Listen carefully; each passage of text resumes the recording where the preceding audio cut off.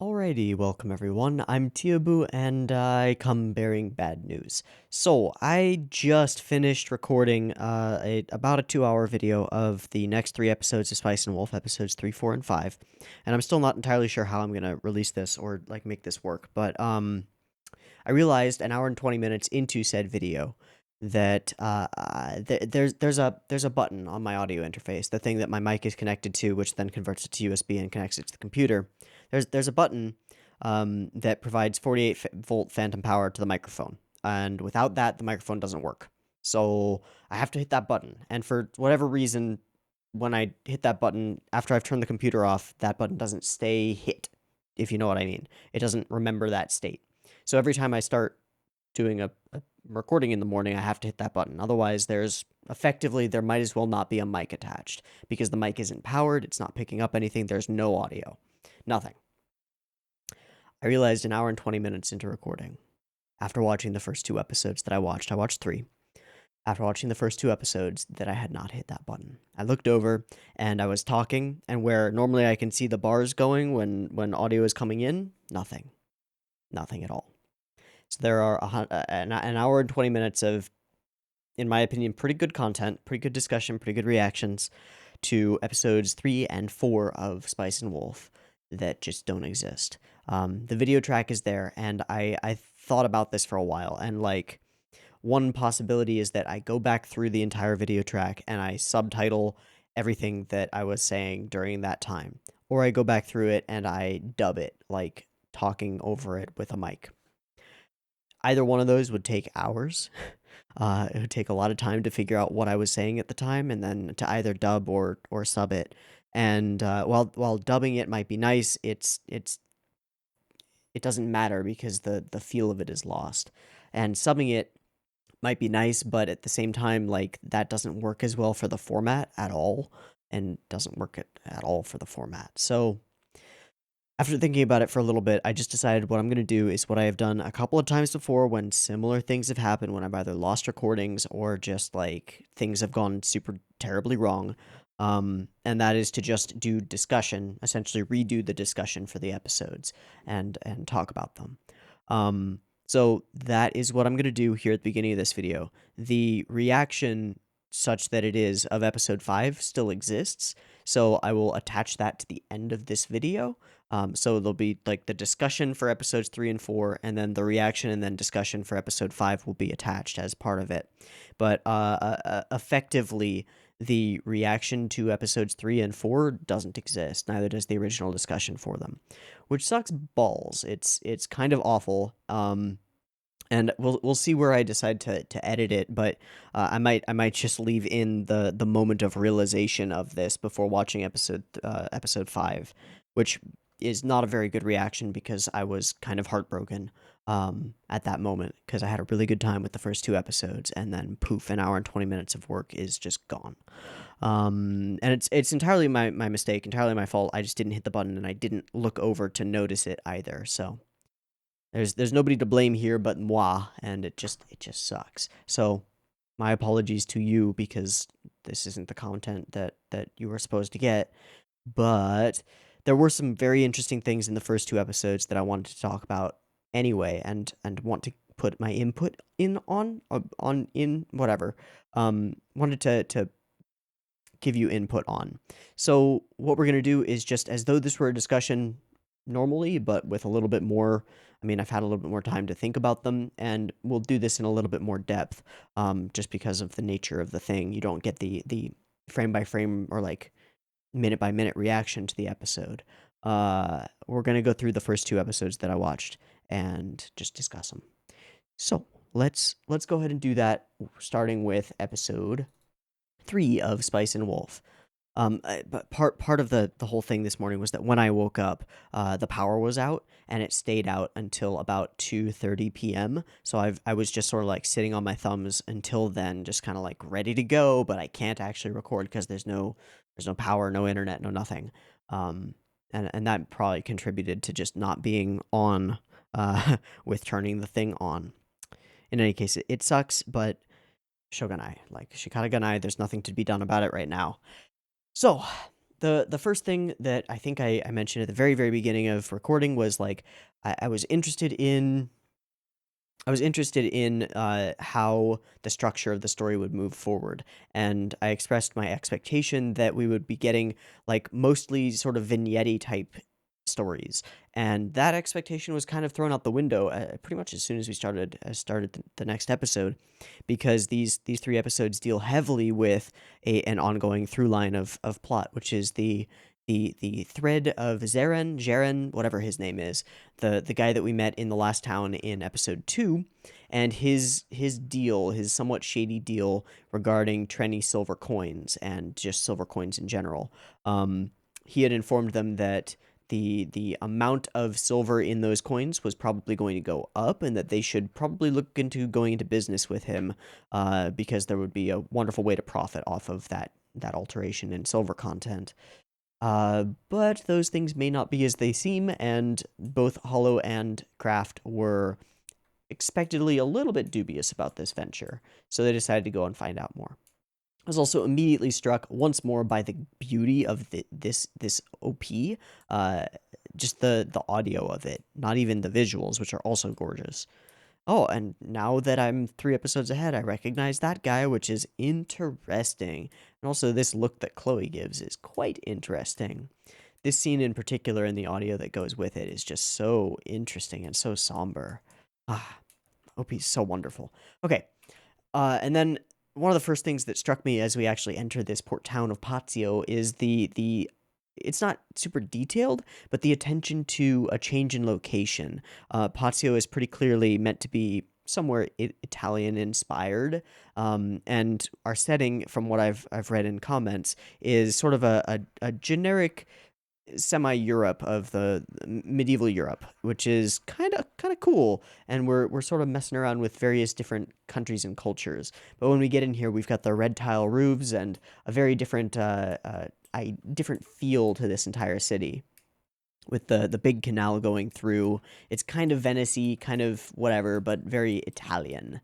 Yeah. So we converse about her human form and that people have long forgotten about me, something that she is somewhat sad about, I think, but it's unknown. And then we've got this bustling open air market, and it's awesome, and she gets very interested in apples. He gives her 1 silver coin and tells her to purchase as many as she wants, not expecting her to purchase all of the apples that coin will buy, but instead she does exactly that. She purchases a shite load of apples, which I also found interesting because it's one of the first things that we've seen that really gives us a handle on how much the money of this world is actually worth. What is 1 silver coin worth? Well, about a bushel of apples, a nice pile of apples, which we see in a moment. And there are some very cute moments where she's eyeing the apples, and then he figures that out and gives her the money.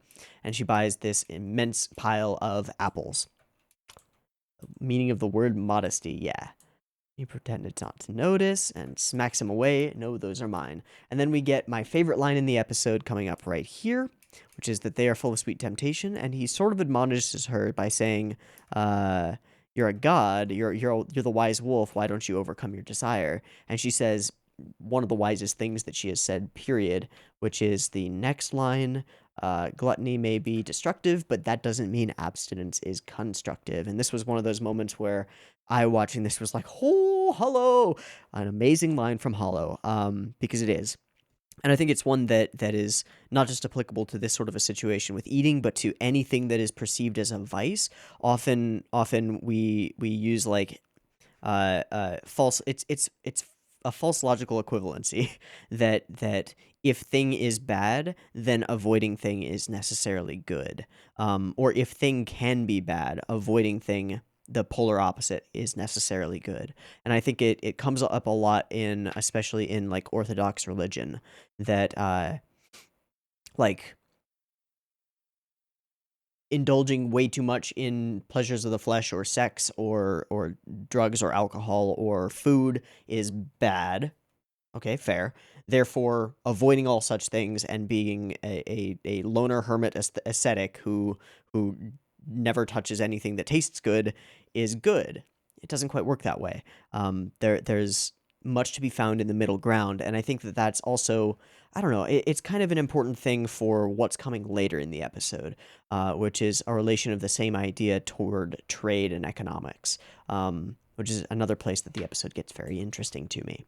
So we move along and find ourselves on the docks, and meet up with this guy who leads them into the Milone, I believe, family, who will become very important over the next couple of episodes, and we begin a deal. And this is also something wonderful that's being done production-wise and from a pacing of and like structure of story perspective.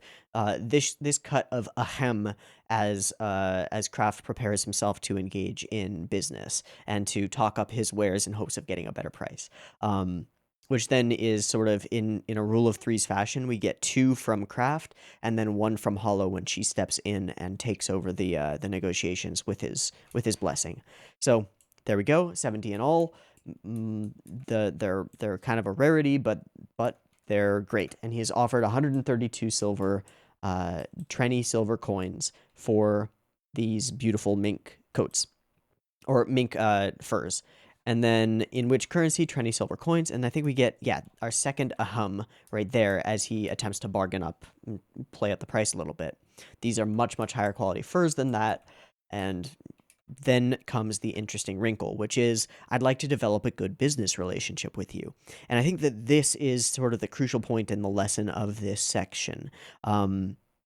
And I think I probably talked about it more eloquently than I can right now. I was really proud of the way that I talked about it in the original reaction, but shikataganai. So, in trade, there's always an impulse to maximize profits in your trade immediately. However, there are human elements to trade, and there is not a network effect, but an effect and a benefit to fair business. Trade and economics is not a zero-sum game. It's not as though one person must win and the other must lose, and you have to judge the way that you conduct business with the possibility of future business, which is worth more. Moderate profits continuing on into the future and good deals generally because both of you have found this relationship, this business venture to be profitable. So you find that when you meet in the middle, you end up meeting in the middle more often down the line, and that's a valuable thing to have as a connection.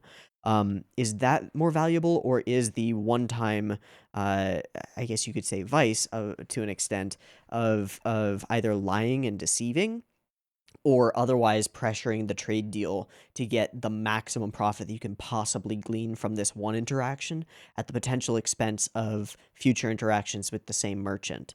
And this becomes interesting because both parties involved in this particular interaction want to maintain a good business relationship, in fact, to develop it so that they can continue performing trade in the future and know that for them, know that this trader isn't trying to rip them off, and for him, know that he always has a place to go where he can sell his goods, given that they would be like worth something in this town.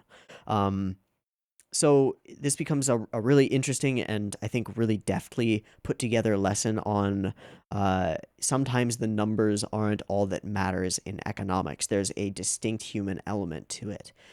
Now, what ends up happening in this conversation becomes a little bit muddled by what Hollow does next, which is that Hollow begins to talk up the trade. So where is it?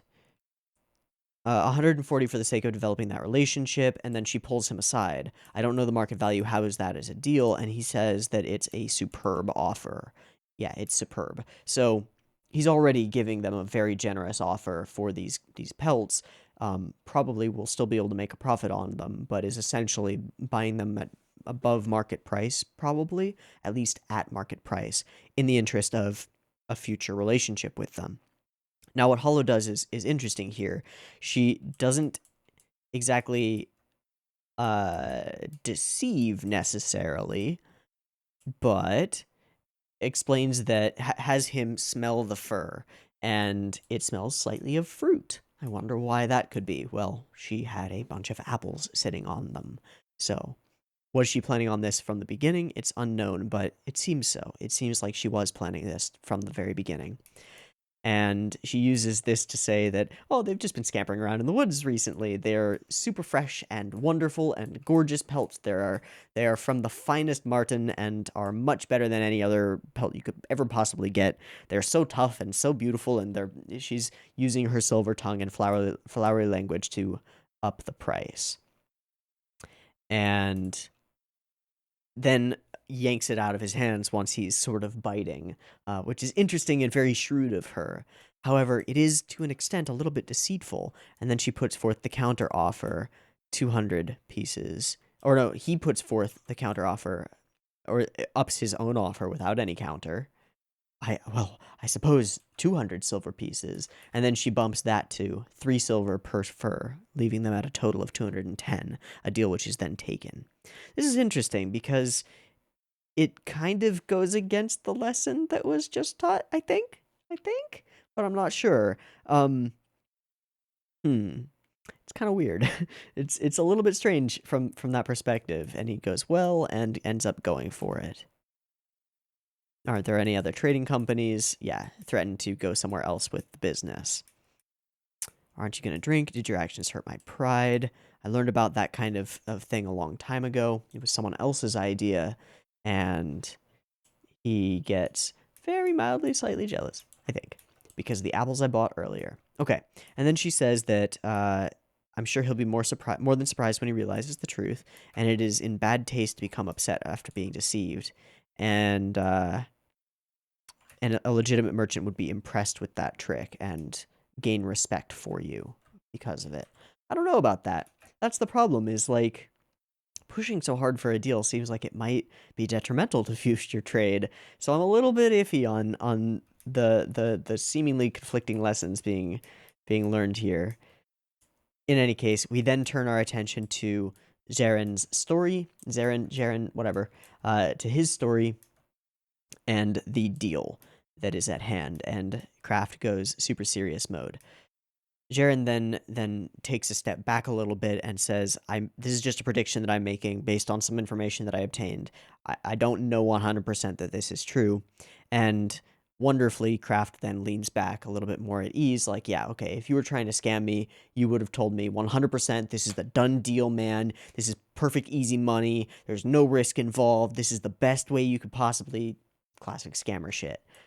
So instead, Kraft is rather discerning here, and it's like, okay, yeah. Nothing definitive when it comes to business, and he gets that little smile. I would have turned down your offer if you had said it was. And then, right, I would like at least 10 pieces, and it makes sense to an extent because I can't actually help you with your losses. Then we go over the coins and find out that while Hollow has a wonderful eye and ear for the softer skills of business, she's not so much into the mechanics of the trade, or figuring out all of the coins and stuff like that. It's kind of interesting how well they complement each other in different ways in business. She's also a little bit drunk, a lot drunk actually. And then we talk about, yeah, the new countries establishing themselves and new currencies and then being cycled out in exchange. And she just zonks. Zonkity zonk. All right, be sure to make lots of money. They have gone to the public notary or notary public and signed a deal on what's going on with this deal between them. Okay, we talk about essentially fractional currency and the amount of silver in it. Get some cute bread and eat it cutely, which it is. And the trannies have a lot of silver in them and are thus popular.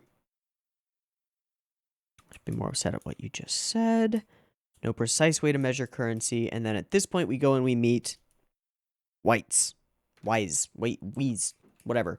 This guy. And this is one of the few moments in the episode that I actually went back to and rewatched during the first discussion, which is the precise moment that he is introduced, because he comes with an audio flare and a big pan up from below, and then his first action sums up his character so well. It is perfect. He addresses Kraft while hugging Hollow. So let's watch through. Walk, walk, walk. Big flourish of audio as we introduce the character. Up from the legs, we show what he does on the table very quickly. And then who he is. Arms wide open, but not to embrace Lawrence. Not to embrace Lawrence, he immediately embraces Hollow. And Lawrence is just like, oh geez, oh no, this guy. So we know pretty much everything we need to know about this character immediately. He's talking business, but he's thinking ladies. And ends up, on one knee doing the hand kissy thing, and then Kraft steps in and is like, hey man, bruh, business, let's talk. So we talk about the coins. He has no way of telling how much silver is in them, but Hollow does. And so she does a shake, shake, shake, shake, and Kraft notices her ear twitch as she's shaking the coins the second time. There. Can't be helped, can it? No. But she lies to him. I also love this sunset tone that we've got for this scene, and just this kind of quaint alley. It's kind of cool. I like it a lot.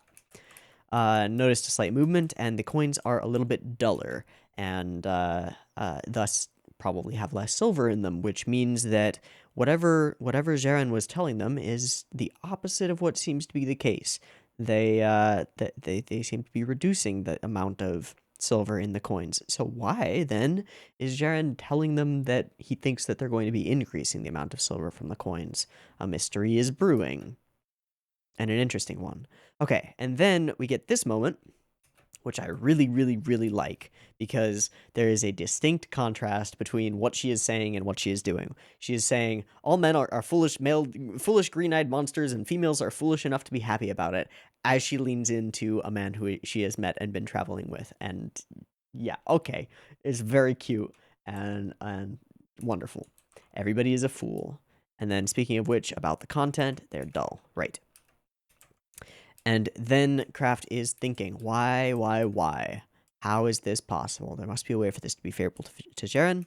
Well, the one thing that Hollow immediately thinks about is that it doesn't really matter to Jaren. He will receive a minimum payment of 10 coins regardless, and if the coins do go up in value, then he'll receive a share of your profit. It's a win-win for him. He's kind of tricked you and set up a really good deal for himself.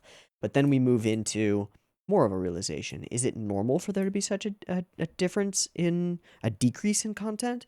Well, no, that would devalue the currency. You wouldn't do that unless there's a reason to. And is it coincidence that this is happening at the same time that Jaren is running around telling people that they should buy lots and lots of silver coins because they're going to be increasing in value or in silver content? That doesn't make sense, does it? We're able to see, right, change in perspective. What if Jaren is not the one coming up with this scheme, and his pettiness is not what's at issue here, but he is instead the implement of somebody else, somebody much more powerful? That could be a problem, and it could be a profitable problem. Maybe. Could have been asked to spread news about a suspicious deal for a fee. We get a big understanding, and off we are going to Milone Trading to talk to them once more. Okay. And that ends what we got for this first episode. And then we come to this end and have this moment hinted at, which is, very different in context. But Wolf and her helpless partner is the next episode. So, moving on. Again, the gorgeous OP, but we're going to skip through it this time. Because time. All right, and here we are. We talk to Jaren once more. But this time, we have somebody, the person that we dealt with just before from Milone Trading, watching in, which is wonderful. Confirmed the identity, figured it out. So he went to him, told him about what was going on, and it doesn't seem to be a simple case of fraud. That man is going around spreading rumors that the coin's value is going to increase. In reality, it will depreciate. There will be less money in the coin, and an influx of them will come into the market. Merchants who were deceived wouldn't be able to talk about it, and there is a way that would reap huge profits off of that currency. And then in this moment, my curiosity has been piqued. It's for the sake of future business, much like the deal for the Martin furs, and then gives a knowing look toward Hollow, I think, implying that he figured out the thing with the fruit and is actually a little bit impressed by it, which is interesting. So the plan will be for nothing. We bring up the fact that he is leaning back in his chair. It's very apparently shown to us with creaks and cracks as he's moving.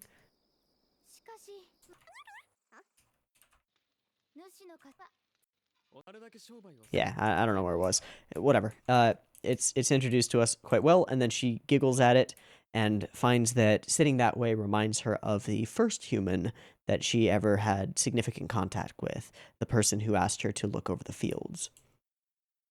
And then as she's talking about him, we get this super slow zoom in on Kraft, which sort of is putting ourselves into his mind, but it also is, it's bringing this sort of slight, not awful in any way, and not bad, but an almost endearing jealous tension as she's talking about this first person who she traveled with. It's the start of him realizing that he kind of like doesn't like to hear about the other humans that she's been close with. It's kind of interesting. Wasn't surprised in the least. First person who keep treating me kindly without prejudice. So silly, so silly. As he's looking over at her.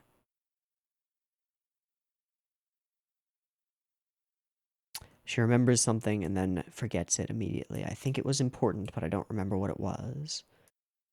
We'll find out in a moment that it was very important. And then I think we get a, yeah, it's not here. Okay, it's later. Okay, so he tucks her in for the second time in 2 episodes, I think. And it's very cute. And also, Hollow is cute, end of video. Also, the idea of having your own attached, like, fluff pillow that you can snuggle with is the best idea ever. Okay, and then we meet this guy. I have been waiting to meet this guy from the beginning, since we saw him in the OP, because he's an interesting looking character for sure. He's got these octagonal lens glasses, which immediately sell him as like somebody with power and at least money, along with the suit that he's wearing and the not ostentatious, the rather muted colors, but with the blue cravat. Everything about his design is angular and almost crystalline. It's weird to think of it that way, but I look at him and I see like a jut of crystal with various facets around it.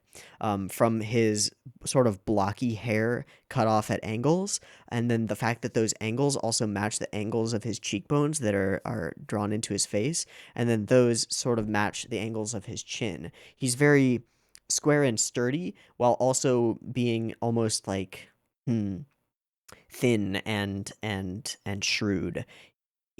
Immediately there's a lot to be read from his character design, and he's immediately an interesting character, someone who is stable and looking for good business ventures, is not easy to sway or push over in any way, but is also maybe a little bit sneaky, just a little bit, just a touch.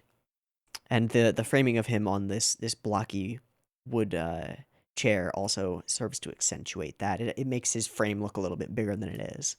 Very cool design. I like his design a lot. Okay. And we talk it out a little bit.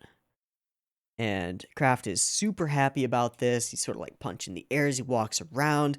Man, I'm going to be able to own my own store. I'm going to earn thousands of Trini coins from this. This is awesome. This is the best thing ever. And here, in very much the same way that we saw some mildly jealous tension from Kraft as she was talking about the first human that she was with, there's a little bit of tension or trepidation from Hollow as he's talking about this dream of his fiercely held dream of finding and getting a store, and that will come to fruition a little bit later. Glad everything is going well. Yeah.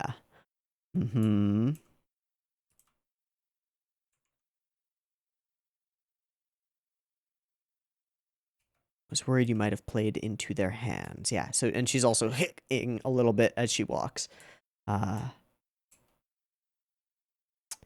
here we go. He draws up this store and the prices necessary for it. Lots of money. Lots and lots of money. Owning a store is the peddler's dream. You could really become part of a town. And at this point, we start to change the way that we're framing Hollow, which is that she is, well, first we get this angle, which is a little bit skewed, and a little bit of a sad expression. And then for the next, I don't know how many cuts back and forth it is, we do not see her face, because she isn't feeling very happy about this whole owning a store idea until we pan up here to it. because she realizes that if he stays put, then their relationship as traveling companions is off, and she wants to travel. Some very cute, sad, hollow moments here. And I don't have a right to force you to come with me. I'll accompany you. And then this long period of silence. Oh, it's not here? It's not here. Okay.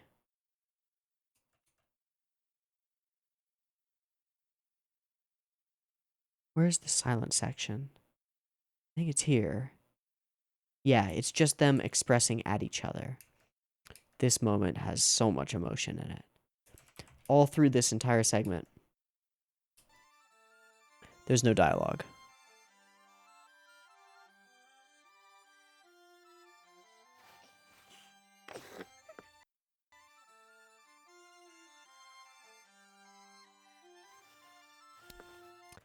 Just body language and facial expressions leading to this moment where he sits beside her.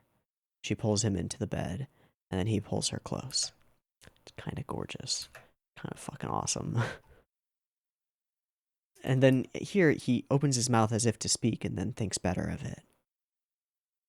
Yeah. Just pulls her close. And then she weeps and talks about her deep-seated fear and her recurring dream of being alone. It's lonely when I'm by myself. I'm sad when I'm lonely.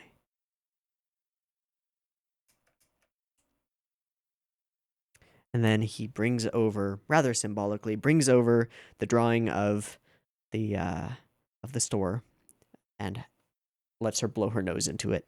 Essentially blow her nose into his dream in order to comfort her. Which is fucking cute. This is a fucking cute moment and a really sweet romantic moment between them, and like the first real genuine like building of a romance between the two of them, and I fucking love it. So good. He snuffs the light. Oh. Bangs his shin on the corner of the bed, and even in memory, I felt that. Then he gets into bed with his shoes on, which is a little bit funky, but becomes very valuable in a moment, and realizes that she has switched beds and is now in bed with him. And then here we have another moment of romance. And then he goes for the lean in, goes for the hug first, and she goes like, "You're smothering me." And then he goes for the lean in, and she stops him. And that's the thing we saw at the very end. And have your eyes become used to the dark, and we find out her ulterior motive for pulling him into bed like this. Get our eyes used to the dark, and we find out what she forgot before, which is that there are 3 men outside right now, and she wants them to be quiet because it is important that they do not give away the game. There are 3 bad people. We also get our first instance in these couple of episodes of a spinning shot, this one, as everything about the situation is being changed and altered, and the entire perspective is being flipped on its head, if you will.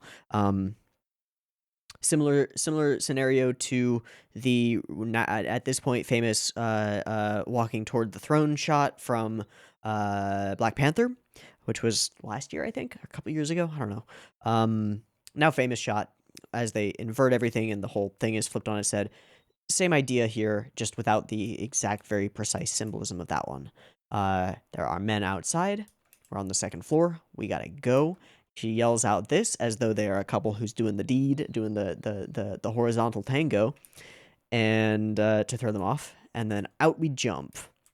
I also really love the cut when he falls and hits the ground, because we do a cut of his feet landing, and there's some cool smearing going on here, but beyond that, there's a lot of like just wonderful impact, and then almost catching himself, and then the slip, and then he tumbles forward, and we cut to in front of him and have him tumble forward toward the camera. Boom. Really cool cut. I like that a lot. It had a lot of expressiveness and motion and stuff to it.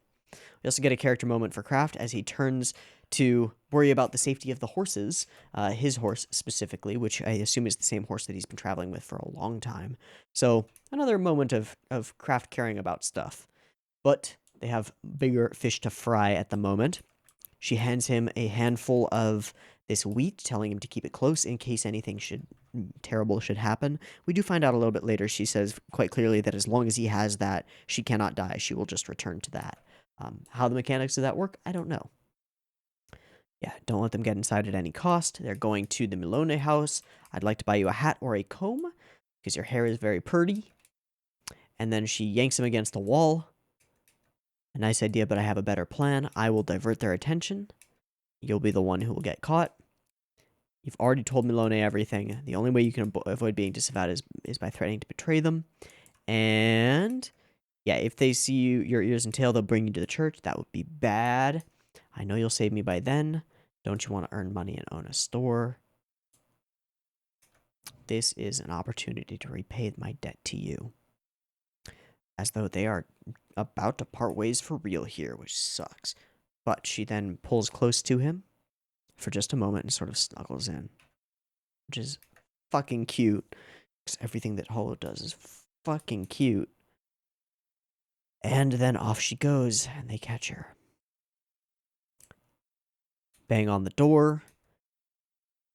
Barely in the nick of time, a very well-executed tense sequence, going from the sort of jealous tension and the sadness around Hollow to the romantic tension and the sort of hopeful shipification there to the very real threat from thugs tension and running through the streets to the just in the very nick of time getting let into a safe house.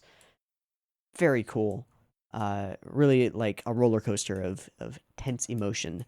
And then we get this badass dude who comes up and is like, yo, stop banging on the gate. You're fucking with stuff that you don't want to be fucking with.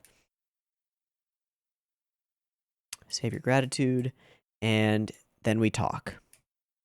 We talk. Must have been my companion Hollow. Volunteered to act as a diversion. And he starts questioning. Is there anything they could do by taking you hostage? We already have the information. If they were trying to prevent us from making this business deal, then they've failed because we've already got the information that we need. They have no reason to stop you from talking to us, and they get nothing by blackmailing you specifically. It doesn't make any sense. What's going on here doesn't work with the narrative that we understand so far, so there must be something else going on. And, right. Then we get another of these spinning shots as perspective on everything changes. And then we flip him completely. This is like, I called this a super omega Dutch angle because not only is he at a Dutch angle, he's at a Dutch angle and then flipped 180, like vertically. Suddenly kind of almost a villain because he is sort of, he's uncaring about the fate of Hollow at the moment. And for a pretty good reason. If I have to choose between lucrative profit and your personal vendetta, our personal interests, our interests would always come first. Sorry. And here Lawrence realizes, oh shit, I have feelings for this wolf girl. Fuck. What do? Yeah, you gotta calm down. We gotta think this through. I wouldn't be able to stay calm if my wife was in a similar situation. Should go without saying that they know about our arrangement. They would already know that you have no value, and we're spinning. There must be something else, right? There must be something. You must know something. What are you not telling us? And the answer is who Hollow is. It's the only thing. So we get this mysterious letter, The Wolf in the Forest in Which the Wolf Resides. May I take a look at it? And inside are some clippings of Hollow's tail fur, I assume, and some threats. We have the wolf. The church welcomes all with open arms. We will take her to the church if you don't comply. And to keep the wolf away from your home, keep the door shut and secure your family inside. I missed the meaning of this one. It was basically craft. You better stay locked away. And that's it. Don't try anything silly. And he reveals to them she is the embodiment of the wolf that presides over the harvest, the deity. Then we get this badass scene of Hollow growling at people, which is awesome, and a mysterious cloaked figure whose identity will not be revealed until next episode. And then it will be revealed. Okay, so That I think was all of the things that I previously discussed and wanted to discuss about these 2 episodes of Spice and Wolf. It took about 40 minutes to get through, which is not bad, honestly. Given that the up to this point, the video that I had recorded was an hour and 20 minutes, so it's actually pretty even. Okay. Now, the reaction and discussion for episode 5 still exists. So at this point, I think what I'm going to do is just like, thanks for watching if you've been watching thus far. I'm going to throw this over from me to me, but like an hour ago, and he'll take us through. Forgive him because as soon as I make the cut here, he's gonna be real fucking depressed because he just lost. He hasn't had as much time to get over this as I have, but he just lost an hour and 20 minutes of work and is feeling like shit. I'll also say, because I don't think I said it in the beginning of that, that there will be 2 versions of the reaction, picture-in-picture version you can find in the description, timer-based version up on YouTube. If you want to sync up your own version with the timer-based version, get it ready, and then at a certain point he'll say something about a beep beep timer, and on you will go with the reaction to episode 5. Also, before I swap it over, just I'm sorry that this happened. I hope that going through it over again at least gives you like an idea of what I thought of these couple episodes and some of the things that stood out to me as really interesting about them. Because there were some interesting things in these episodes, and I'm real sad that the reaction to them is missing. But hopefully, this makes up for it a little bit. Anyway, I'm gonna toss it over to hour and a half ago ish depressed me, and he will take it from here. So I'll see you later. Peace.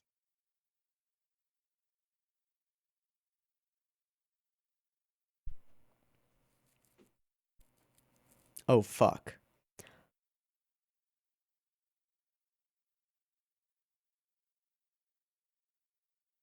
I cannot believe this. I can't believe this. I'm such an idiot. I can see the bars on it too.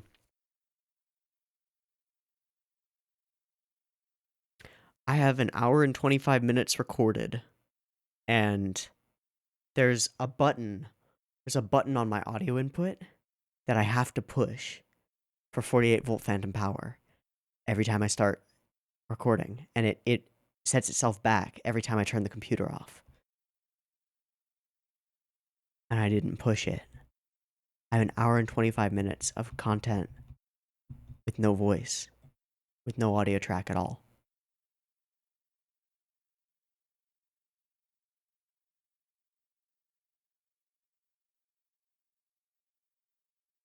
That is fucking heartbreaking.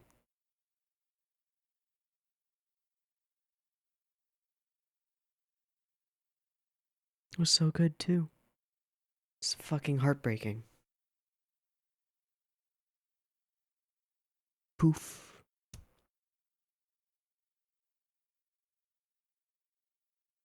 Trying to think if there's any backup. There isn't. It's the only microphone attached to the computer.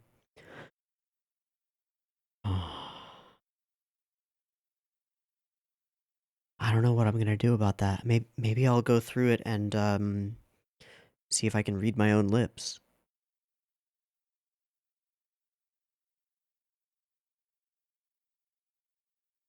Ridiculous. Ridiculous.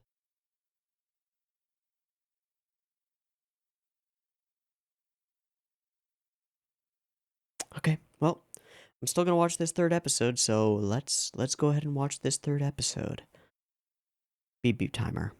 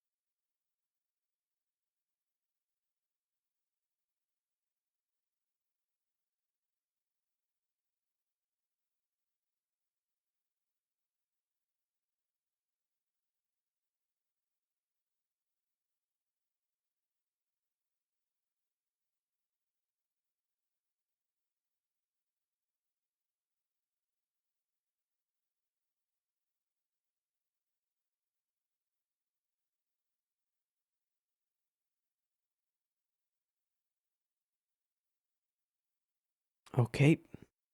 So who approached her?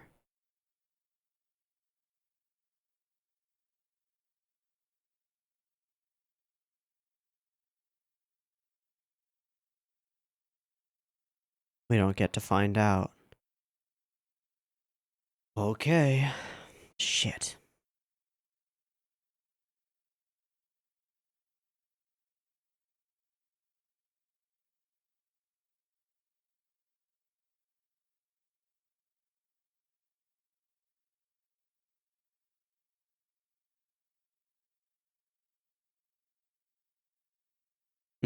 Shut your doors and your family.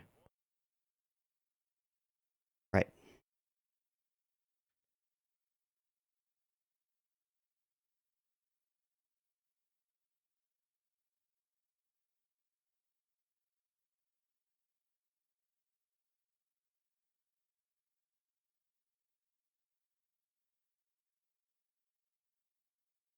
Right. Which means she'll be given up anyway. Right?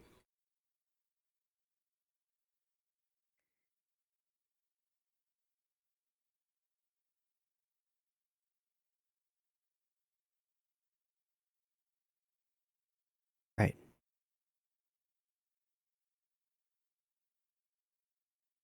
What do we got?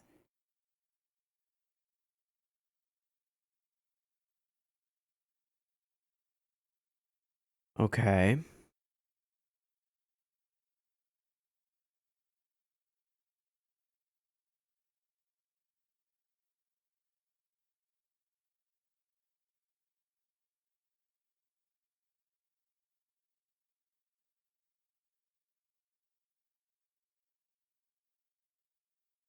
Hmm.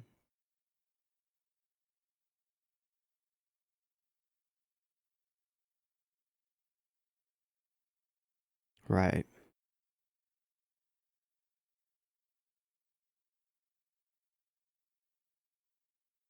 If they can do that without, yeah, that.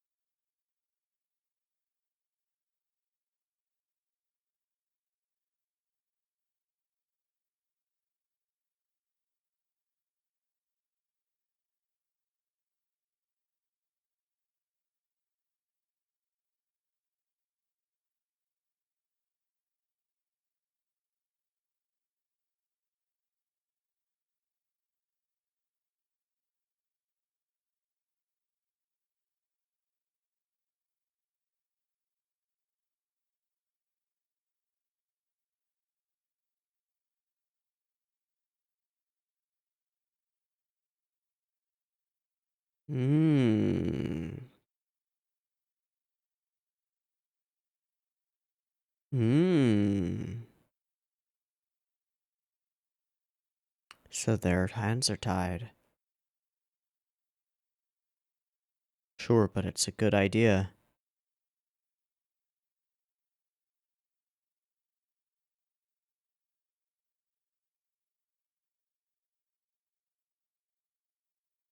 Clever.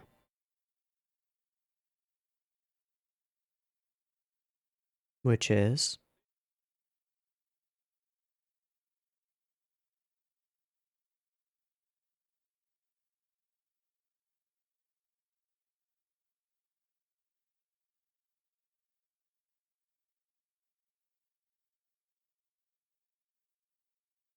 That we're in a position to bargain.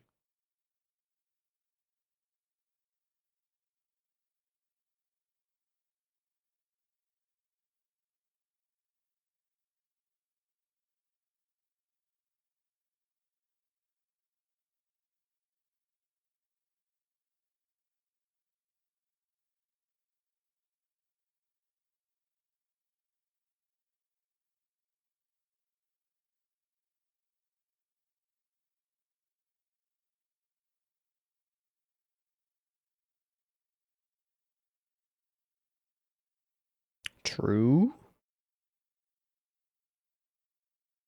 True.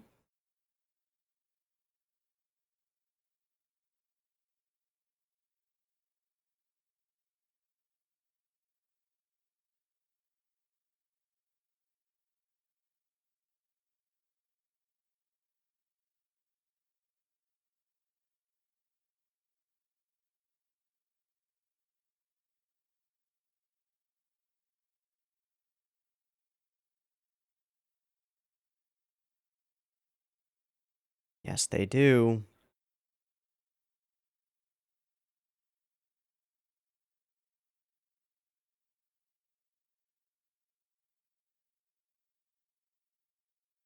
Pretty confident.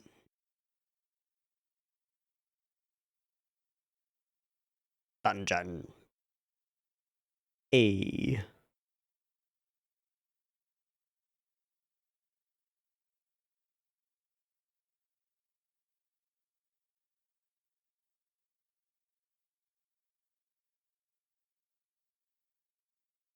Hmm.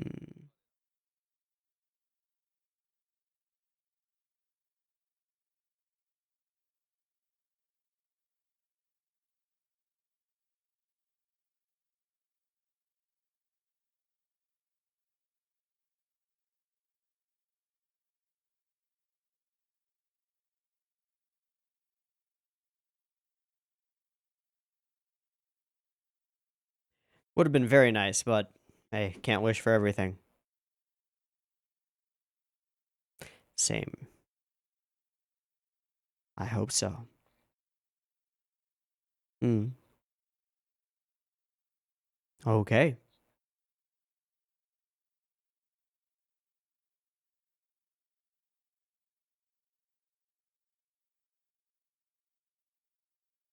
Okay. Sneaky trapdoor.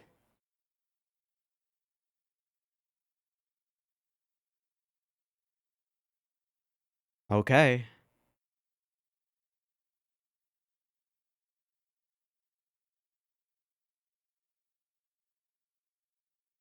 Okay.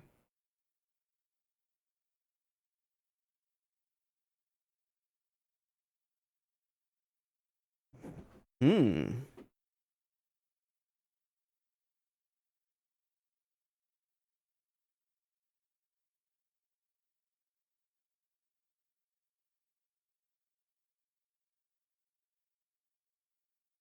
Drop.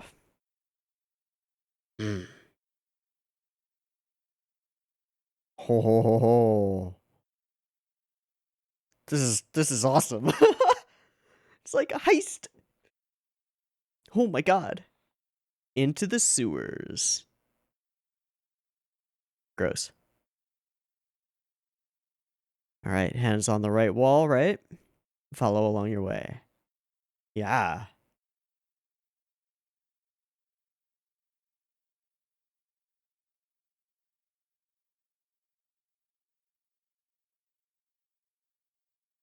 Funny how things work, isn't it?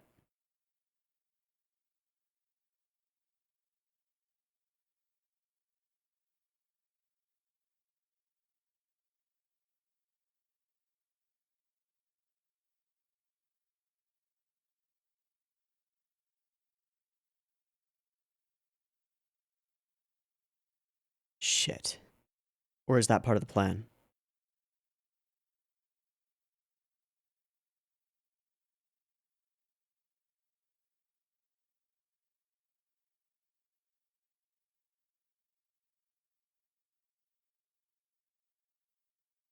That's the signal.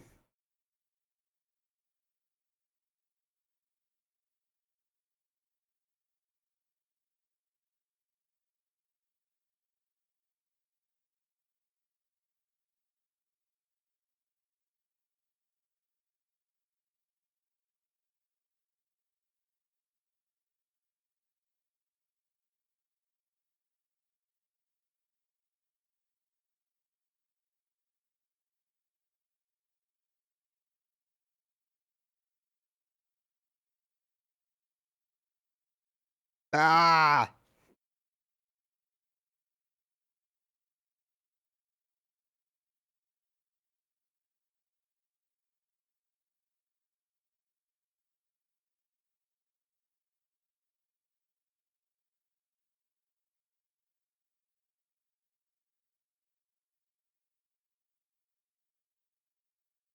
Oh.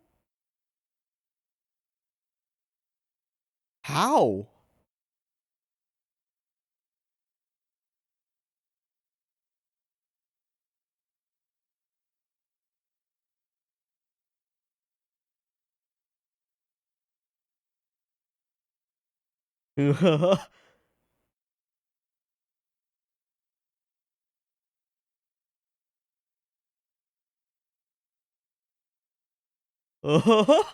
Well, okay.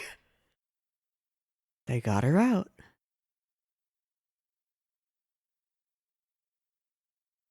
Is that Chloe?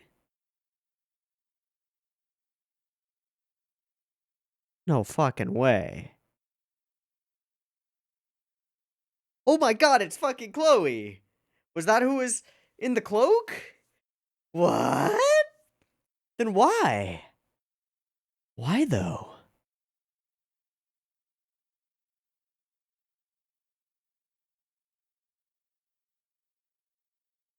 The episode is called Wolf and Lover's Quarrel. Is she just trying to get revenge for Hollow taking her boy away? Oh my god, up into the carriage again. Don't sweat it.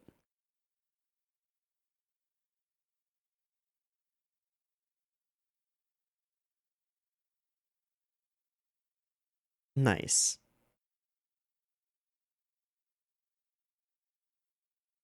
Okay.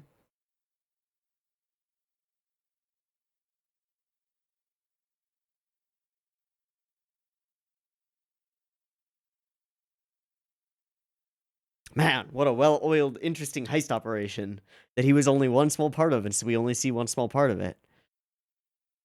Yes.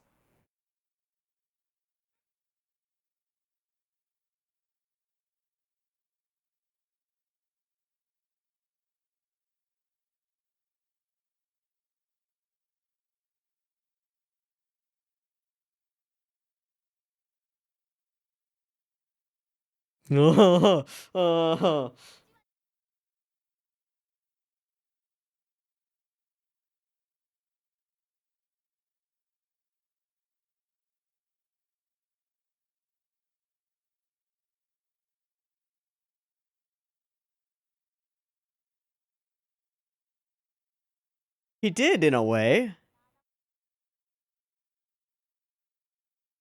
Aww.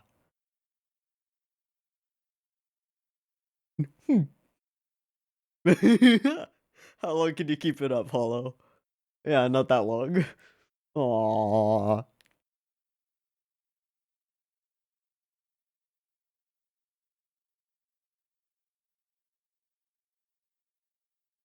Okay.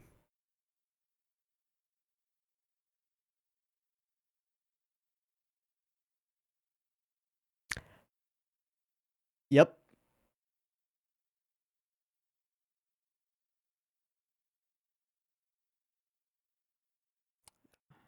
However, it was totally Chloe.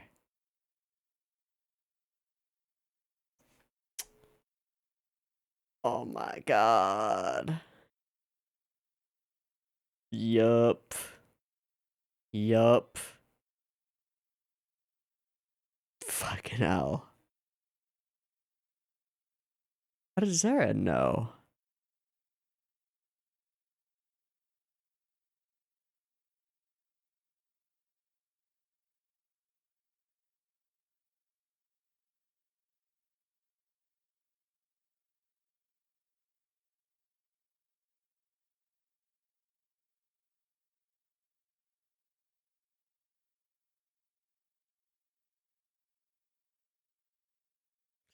It's a lot.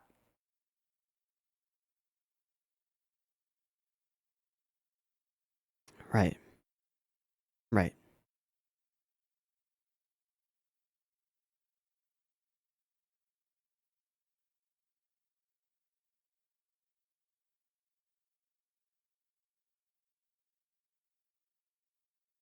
Hmm. Hmm.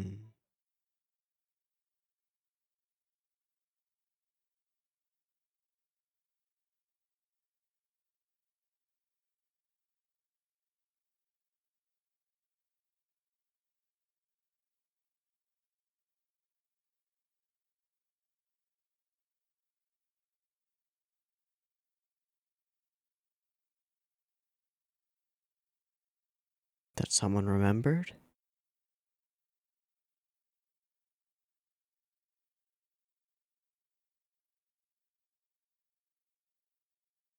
Hmm.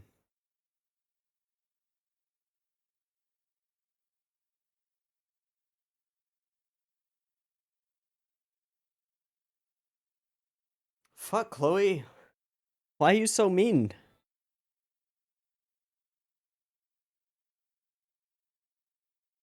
I guess I get it, though.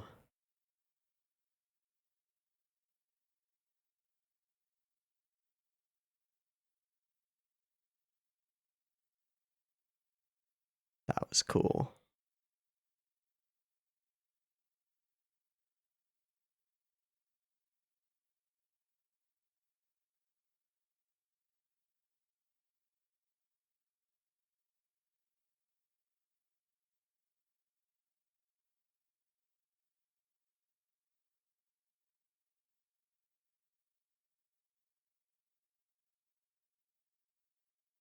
Fair.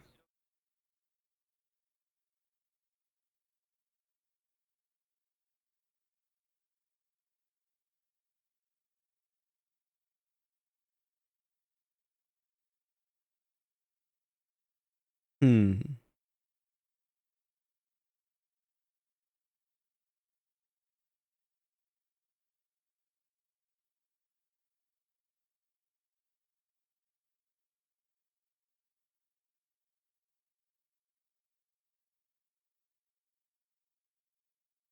Uh,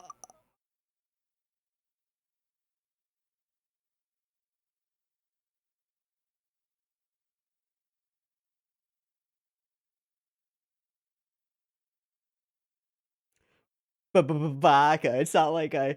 It's not like I like you or anything.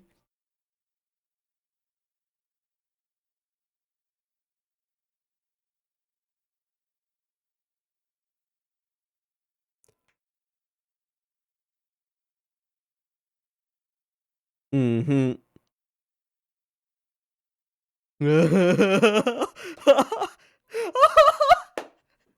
Oh, yep. For now.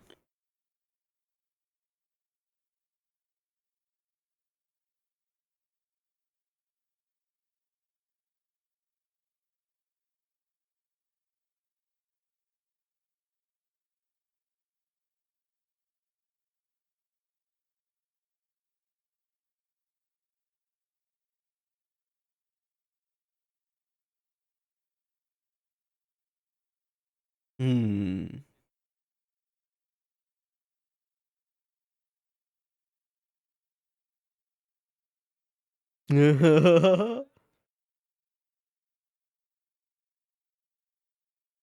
Nothing wrong with that.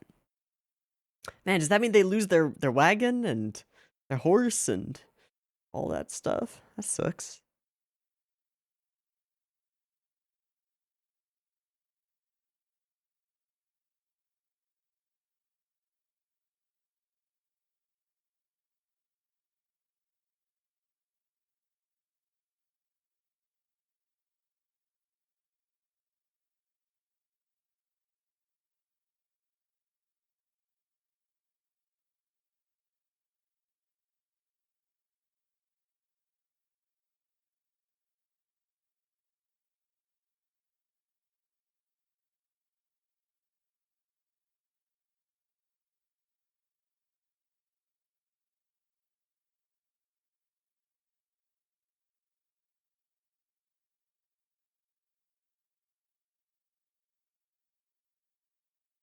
Hmm.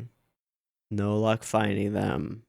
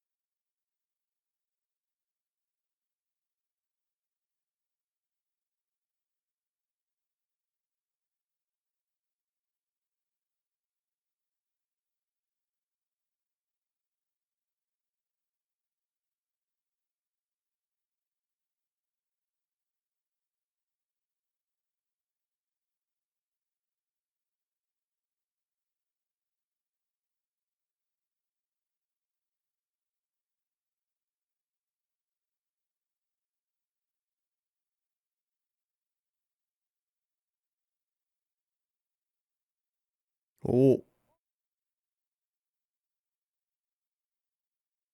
Oh. Oh. Oh, that's interesting. Okay. So, what the fuck, Chloe? What the hell?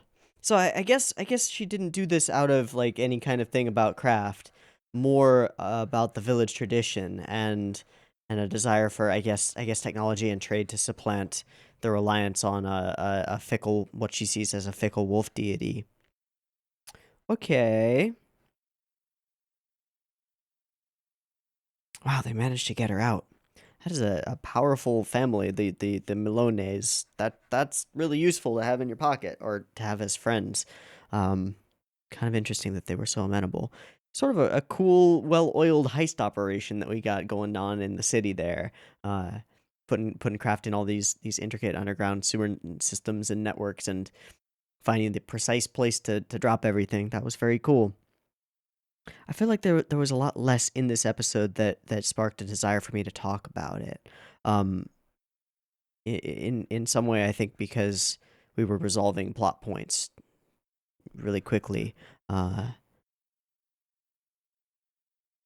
huh.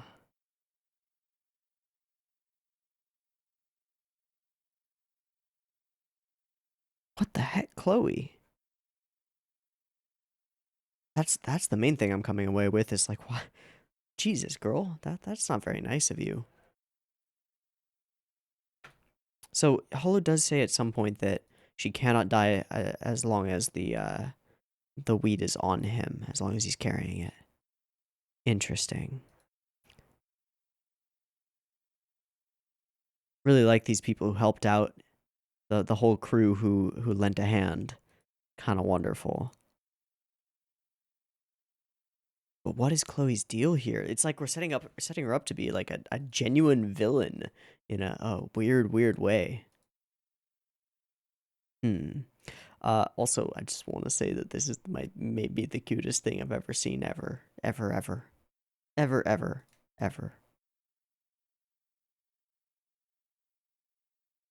Oh yeah, that cut with I was so agitated. Ow.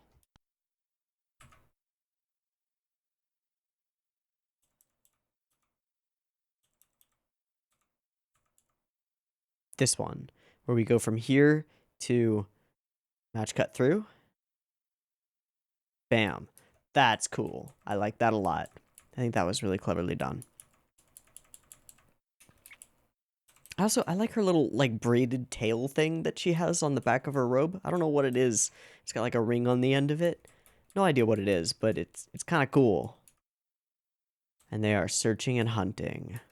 Then she looks over at this guy and smiles at him, and it's weird. I don't get it. Okay. So at the same time, the family is going and negotiating with the king to figure out a deal that will give them privileges that they could then use to trade with the other family. Okay, getting complicated on the trade and economics and politics side of things, um, but I think still relatively followable at the moment. I like this a lot. It's interesting. Now I'm filled with a bit of dread because I think I'm gonna go back through the first hour and a half of this video and attempt to subtitle it by reading my own lips, which is probably impossible and probably not worth it. Oh well. In any case, this has been 3 wonderful episodes of Spice and Wolf. I think I liked the first 2 a little bit better than this last third one. I don't know why, but all in all, three excellent episodes, and I am excited to see where we go from here. It does seem like we have gone a long way toward resolving this plot thread. At least nobody's in immediate and very and like present danger at the moment. So that's good. That is nice. Hopefully things turn out okay. And yeah, I'm gonna wrap. So I've been Teeaboo. This has been Spice and Wolf episodes 3, 4, and 5. I hope you've enjoyed them as much as I have, and I hope to catch you next week when we watch more, and hopefully I actually record audio for it. Peace.